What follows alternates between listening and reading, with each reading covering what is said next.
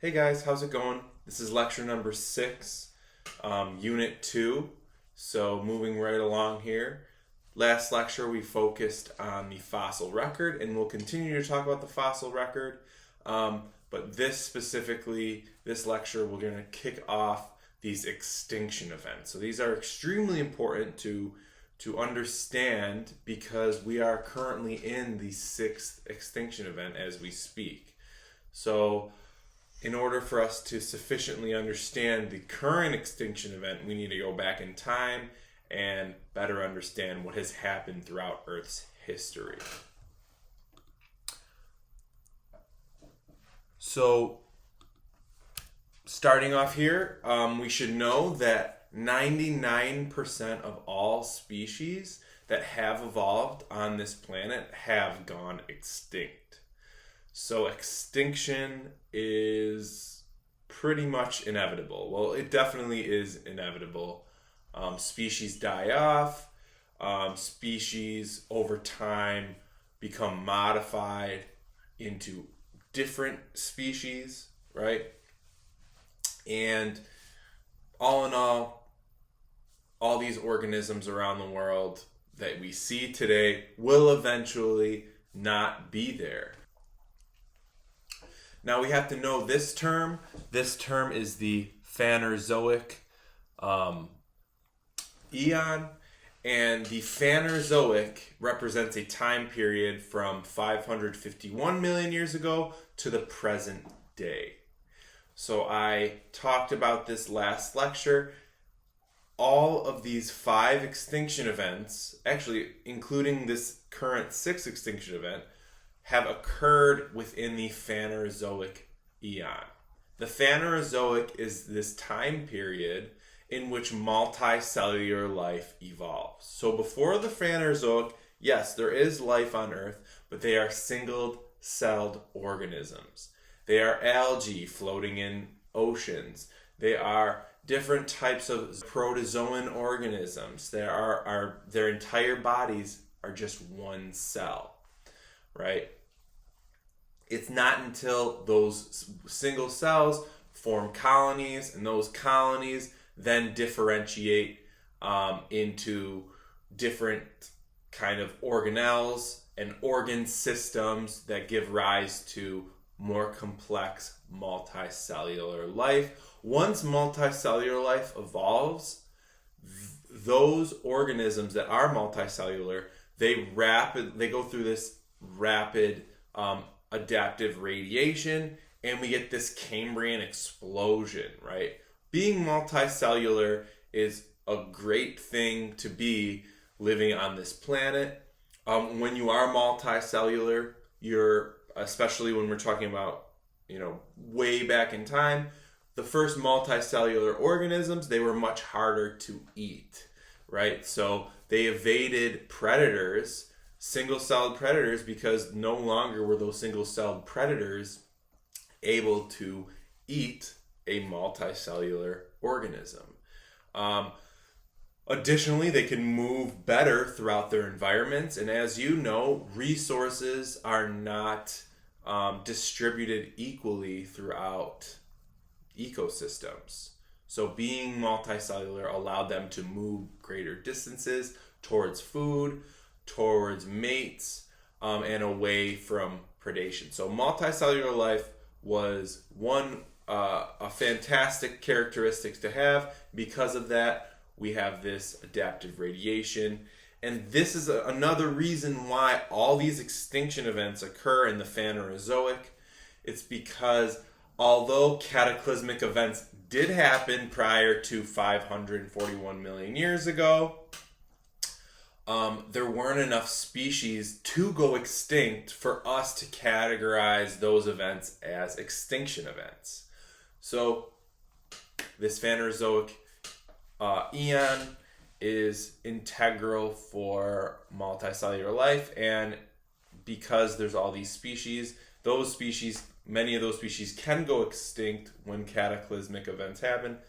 Thus, we have all these extinction events located in this eon. Now, I love this figure to the right here.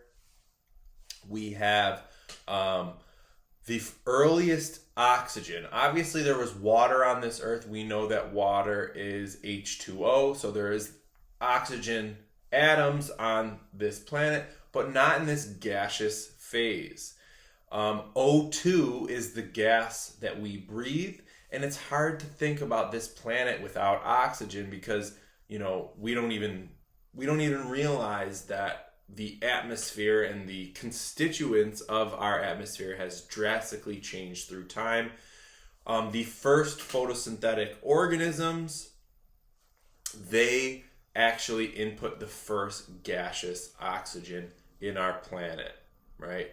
So with that being said, without these photosynthetic organisms, aerobic respiration, the respiration that our cells actually take part in, would never have evolved. So this photosynthesis is a precursor to aerobic respiration, and pretty much every animal that you know of is an aerobic respirator. So just a little information there. Again, this is the second time we're looking at this. We have these distinct extinction events, and these are the number of families, and in biology we categorize different organisms into families. So you could see that through time, when there's no cataclysmic events, there's a diversification of species. So there's more and more different families, and then we have this extinction event, and many of those families go extinct. So I like this figure because it does show that through time, life does diversify, and you get more and more organismal diversity. But then you have these punctuated times of extinctions. All right, so I really like this figure. So we are actually going to go through all of these extinction events. So here's another depiction of these 5 past extinction events. Now, if we take a look at the y-axis, that is the percent of marine extinctions during the Thephanerozoic, right? So again, when you look at a graph, understand those axes. The x-axis is millions of years ago, so this is made up of the entire Thephanerozoic, and you could see these peaks of extinctions are exactly where we designate these extinction events. Now, you're going to notice early on there is a high percentage of marine extinctions, but we don't designate those as extinction events because even this is a percentage. So even though this is the time of multicellular life, early on there just wasn't a lot of diversity. So, if 12 families, marine families went extinct, that could have been a significant percentage of extinction, but that just isn't a large enough number of families for us to designate as an extinction event. The further you go, the more and more organisms and the different diversity of families arise. So this Ordovician-Silurian extinction event is the one that we're focusing on today, as well as the Late Devonian, which is my favorite extinction event. I know it's weird that I have a favorite extinction event, but there are a lot of similarities between the Late Devonian and the present day extinction event that I think people, and especially students, should know about.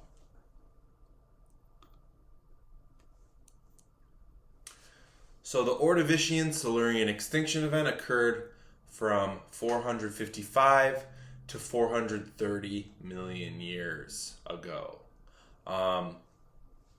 It is the second largest extinction event in terms of percent of species present, and nearly 85% of marine species went extinct. So this is saying quite a lot because at this time, there was very few terrestrial organisms, right?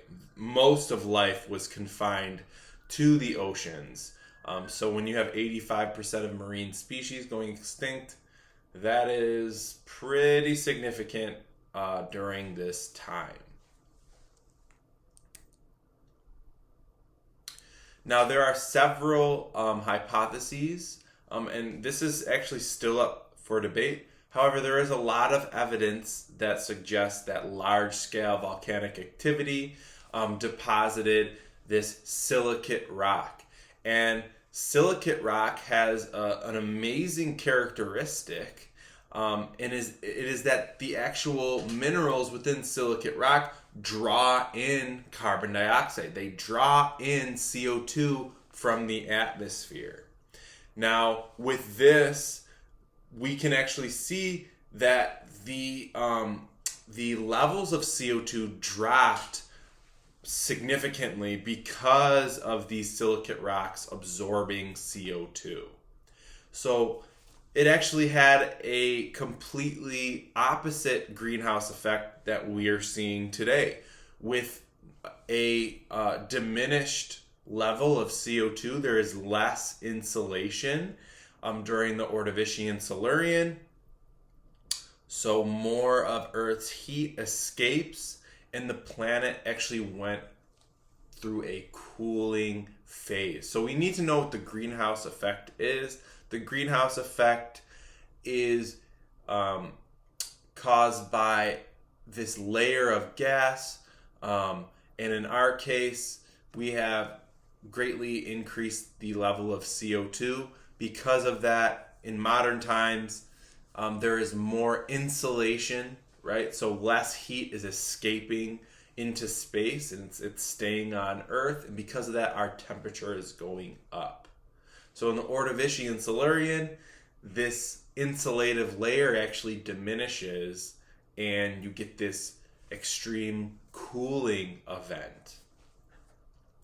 Now, you're probably wondering how we know all this stuff if it's, over 400 million years ago. And there are different proxies that we use that I'll actually get into next lecture that helps us build a better understanding of Earth's history.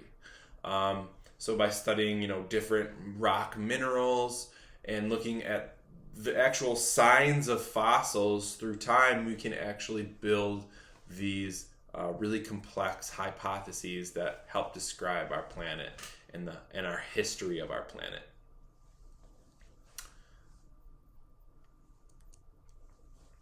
So here is a figure that reveals Earth's temperature throughout the Thephanerozoic. And speaking of proxies, each one of these colored lines is a different proxy used. And let's appreciate and understand the scale on the x-axis, right? So the scale totally shifts, right? And each one of these symbols, when we see this symbol in this figure, that shows the different scale change. So starting in more present time, right, we have thousands of years before present, right? So this is 20,000 years ago. This is 5,000 years ago. And obviously we have, in modern times, so there's this red line right here. And the proxy, we don't even use proxies in present day time because we have actual thermometers, right? But other proxies are used, whether it's like sea ice and the tiny bubbles trapped in sea ice, or more geologic, minerals that give insight into these different temperatures. So notice the scale change, right? So right here we get into, instead of thousands, we get into millions of years before present. The y-axis is temperature in Celsius, versus the 1960 to 1990 average, right? So this, if the temperature is on this line, then it correlates to the average temperature from 1960 to 1990, right? So we can already tell if we look up here, again, there's a lot of information up here, but we have the OS right here, the Ordovician-Silurian. You can see the temperature drops. It's still higher than what it was average from 1960 to 1990, but it does drop much lower than what it previously was. Now, because of this, we have to think about our planet, and we have to think about all of the ice that formed during this cooling event.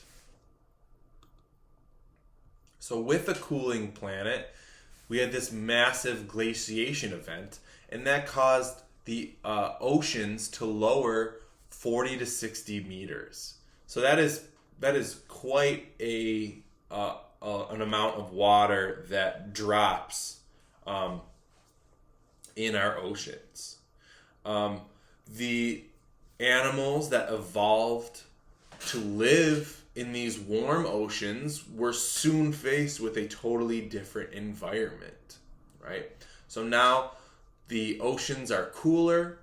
Last lecture we talked about those rugosa fossils that I found in central New York. Remember, central New York and throughout the Appalachian region was actually a shallow sea. During this period, that shallow sea recedes quite a bit, and that's not just there wasn't just a shallow sea here. There were shallow seas that were on the continent, like the continent landmass, that have disappeared. Much of life actually evolved to live in these shallow continental seas. Now there's no more of that, and these organisms are now faced with a drastically different environment. Another thing we should notice is that because of the ocean being so much shallower, because again, we have to realize that when the planet cools, ice forms at the poles, right? So ice, these giant ice sheets will form at the North and South Pole because they are the furthest away from the equator. As those ice sheets grow, the oceans, they diminish in volume because they are then allocated to either pole. Now, because of this, there's so much less water in the oceans, and the oceans can become more easily mixed, right? So think about like a huge vat of water versus a tiny little saucer, right? A tiny little saucer of water.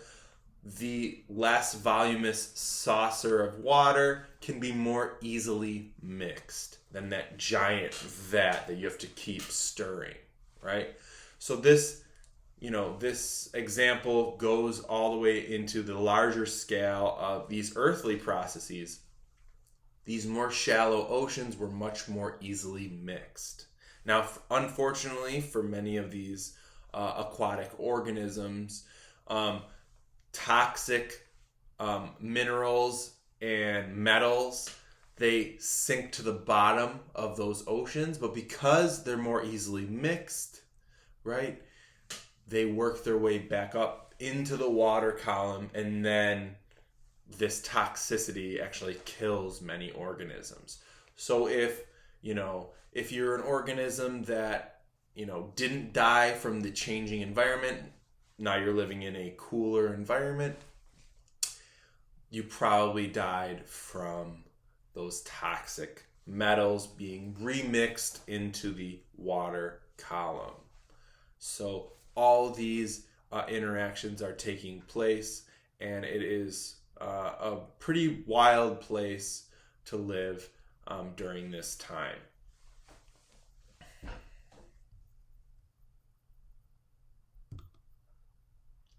So the aftermath of this extinction event, we have a massive number of species that go extinct in a short period of time.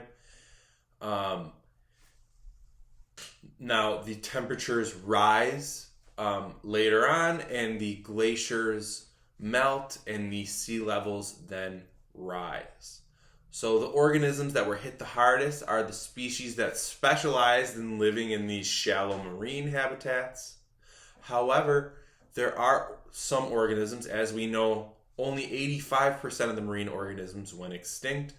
Much of that 15% that did make it through the extinction event, they were made up of deep sea adapted organisms. So organisms like the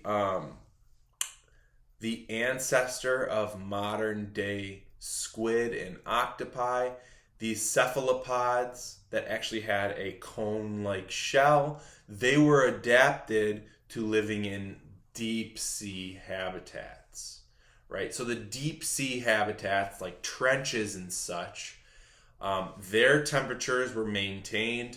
The heavy metals were not easily mixed in the deepest parts of the ocean. So these organisms, deep sea adapted organisms, they actually did rather well. And because of that, you get the recolonization of the oceans by these cephalopods, right? So I really like this example because, these traits that these organisms had that allowed them to live in their specialized environment actually allowed them to live through these extinction events. After the climate changed back into a warmer place, now you have just a depauperate landscape, meaning that there is very few species living around in even the shallow regions because those species have gone extinct. What happens? Well, these niches left behind by organisms that have gone extinct were then refilled with that remaining 15% of organisms that did make it through. So cephalopods, they move over the next few million years. You get cephalopods, even though they were once specialized in deep sea systems, they then recolonize the different parts of the oceans, reclaiming the barren, now shallow oceans.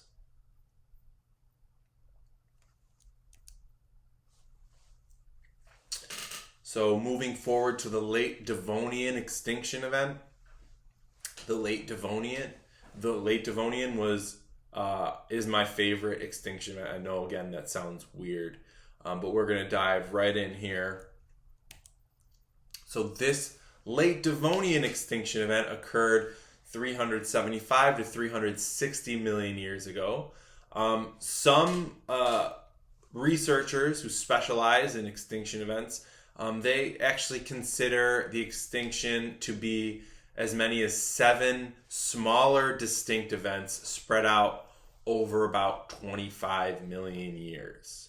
What we do know is that this definitely took at least 20 million years to ensue, right?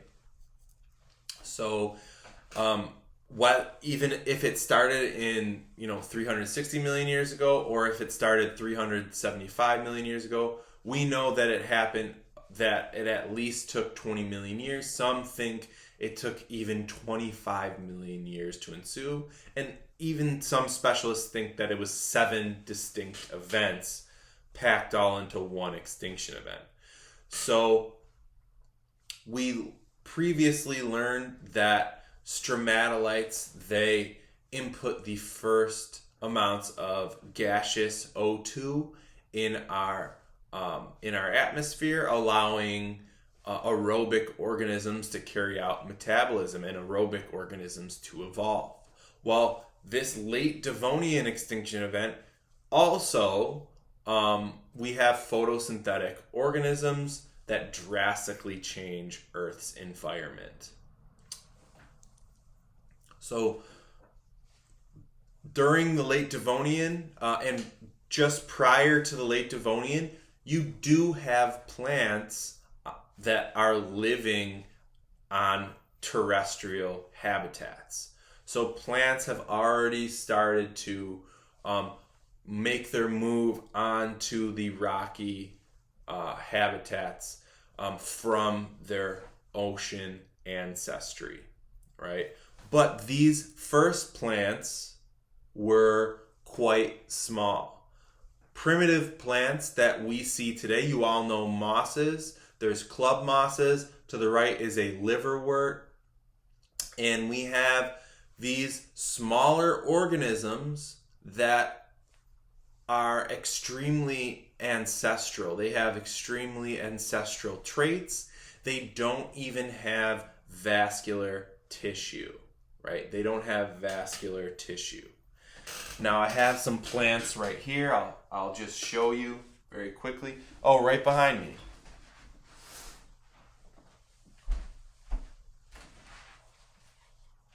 So this bird of paradise plant, you can see, is much larger than the moss and liverwort you have on your screen. You can see that there is a long stem that is sending nutrients from the soil all the way up to the leaf material, and the leaves are photosynthesizing, right? And the leaves are creating sugars, and they're sending sugars down the stem, storing them in their root structures and throughout their bodies. These organisms are much larger than mosses and other lower plants, we call them. A lot of lower plants have more ancestral traits. And the main reason is because vascular tissue. The plant behind me, it comes from a lineage of plants that has vascular tissue. And vascular tissue first evolves during this period, and this changes the layout of our planet, right? Because of vascular tissue, right? Plants are then allowed to grow exceedingly large. We have these club mosses, and these club mosses, I find club mosses on my hikes today. They are small in present day, but in this prehistoric time, these club mosses got huge. You're talking about, almost 60 to 80 feet up in the air. So they looked like trees, and they got so big because of this vascular tissue, right? Vascular tissue allows a plant to send things it needs around its body. Without vascular tissues, right, the organism has to stay small, right? So I'm sure you have all taken a piece of paper towel and dunked it in water. And you have seen that water move up that paper towel, right? If you keep holding it there, however, is it gonna diffuse all the way up? No, it's not. Gravity will keep that water down, and that is why plants without vascular tissue are small, right? Because water can only move so far against gravity, right? So that's why the ancestral condition of plants in terrestrial habitats are always going to be small, right? Once vascular tissues evolve, though, those plants get super robust. They can send nutrients and water throughout their bodies and grow to exceedingly large scales. So, speaking of this, we know about photosynthesis. We know that plants utilize carbon dioxide and fix that carbon dioxide into sugars.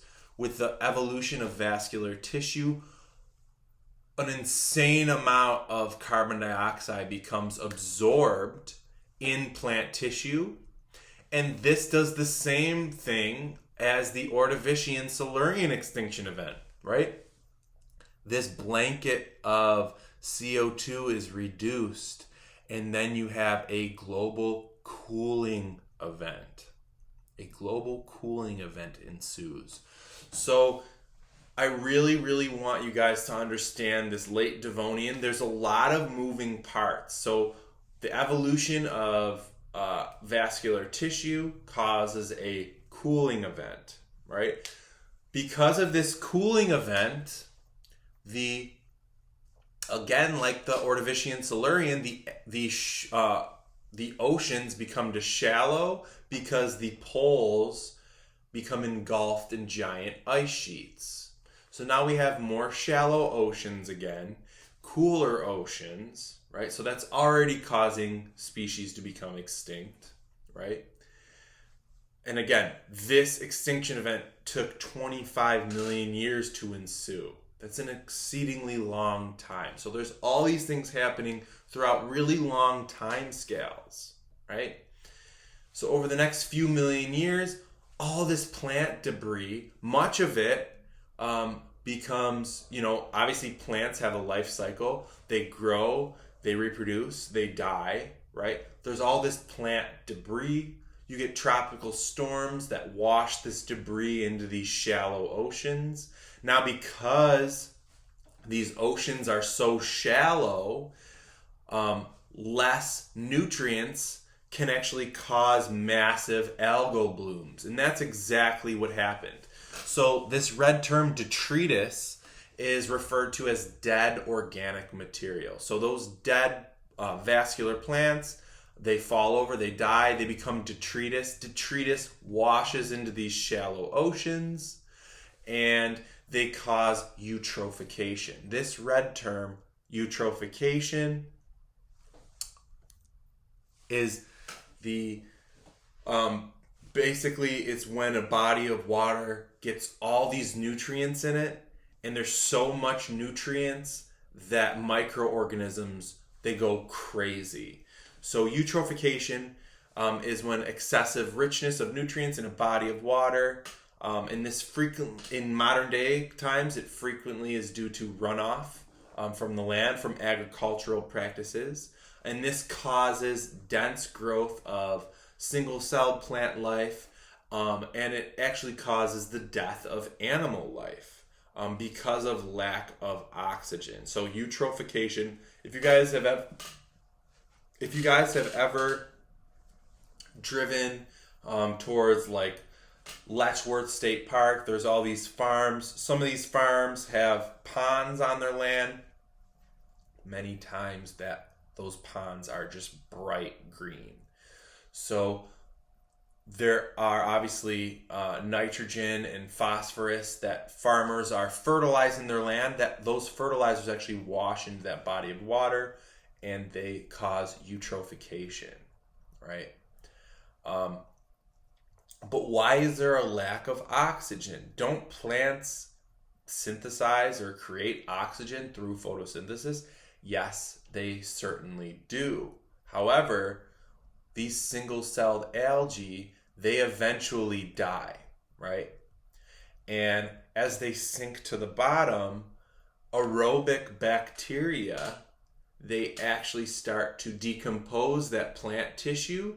And aerobic organisms like you and I, they need oxygen to carry out their metabolism. So these bacteria, they actually suck in the oxygen from the water to decay this fallen plant debris, right? And when that happens, these bodies of water become anoxic, which means depleted of oxygen, right? So there's a lot of red terms there. The Late Devonian has a lot of moving parts.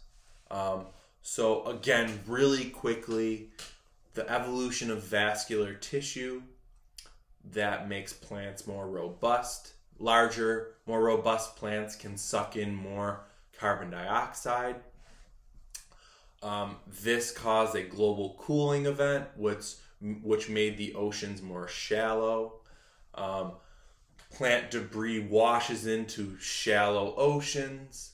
They cause eutrophication. There's algal blooms. Those algal blooms eventually cause anoxic conditions as aerobic bacteria break them down and utilize the available oxygen within the water column, right?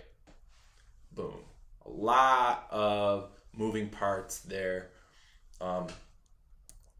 But the aftermath of the Late Devonian is fascinating. It's just as fascinating as the actual Late Devonian. So 70% of all Earth species go extinct. Not just marine this time, but spiders and scorpions, as well as proto-amphibians, are hit hard. So proto-amphibians. So there's no true amphibians yet. However, there are proto-amphibians that we're going to talk about. So this is a very interesting extinction event, and because it took so long to ensue. Because it took so long to ensue, right, different characteristics arise in organism, and you actually have the evolution of organisms, right? The Late Devonian is so much different than the KT extinction. The KT extinction killed the dinosaurs. It was that asteroid that barreled into Earth. Overnight, the planet was changed. Here, we have these changes over 25 million years, right? And with that being said, we have some of these organisms that show up in the fossil record throughout the Late Devonian, right? While this extinction event is happening, we actually see the evolution of some proto-amphibians, right? So this organism looks like a amphibian, looks kind of like a reptile, kind of looks like a fish, right? That's pretty much exactly what it was. So this is Tiktaalik. Others call this Tiktaalik. And Tiktaalik was this amazing organism that evolved during this time, and it actually had a primitive lung. So why do you think an organism with a primitive lung would evolve during this time? Well, think about it. We have this plant debris washing into oceans. We have algal blooms because of eutrophication. And then we have depleted oxygen. So a trait that was selected for over millions of years was the ability to pop your head out of water and take a gulp of oxygen. The oceans are being depleted of oxygen, right? Oxygen levels are decreasing in oceans. What's a way around that? Getting your head above water and taking in a gulp of air. Now, interestingly enough, if you guys know carp and goldfish are a type of carp, and many carp, especially carp that we put in ponds, if you go to Hoyt Lake, I highly recommend you checking out Hoyt Lake if you're on campus. There's this section of Hoyt Lake that there's like this live buffalo barrier. I don't know if that's still there, but basically if you walk down the path to the right, all the way down, there is this little kind of isolated section of water, and it has a lot of eutrophication. The water's like green, especially during the summer when there's a lot of sunlight and a lot of nutrients. And there are a ton of carp there. And if you look and observe them long enough, you will actually see goldfish do the same thing that Tiktaalik did. And a carp can actually live in anoxic conditions because they have the ability to actually gulp a little bit of air. So I'm sure you guys have seen fish do this. Not all fish can do this, but you can see that over time, over millions of years, that ancestral condition, the ancestors to Tiktaalik probably were doing that, and millions of years ensue, and you get this organism that comes into existence, and its fins are modified into leg-like structures, and it is said that this organism could actually feed on the banks of like beaches and like streams and little habitats that are where marine systems and terrestrial systems overlap. So it could actually feed on land. It definitely had to carry out the rest of its cycle in water, probably laid eggs in water and mated in water and stuff like that. But this is the precursor to vertebrates actually making their way onto land. So plants are already on land. Plants have evolved vascular tissue at this time. There's not a lot of animals. Now there are spiders and scorpions and other, and then there are insects that arise, but not vertebrates, not organisms that actually have a backbone. So this extinction event, why I love it so much, it has a lot of correlations to this present day extinction event because it is caused by a living organism, right? Many other extinction events, they occur because of, cataclysmic events such as volcanoes or asteroid impacts. But extinction events can and are and have been caused by living organisms, in this case, vascular plants, right? In our case, in present day, humans, right? So living organisms can cause extinction events. Another interesting thing is that it did take 25 million years. Because it took so long, you have evolution that is allowed to persist and different characteristics arise, and you get the evolution of certain species that pave the way onto a new habitat like Tiktaalik, right? So I absolutely love the Late Devonian. I hope you guys liked these first two extinction events. I know I did. I love this unit. Email me if you have any questions about this stuff. There were a lot of red terms. There was a lot of information. I hope you guys are all well, and I hope we can keep this going, and you guys are all happy and healthy and such. So catch you next time. Thanks for your attention. Have a good one.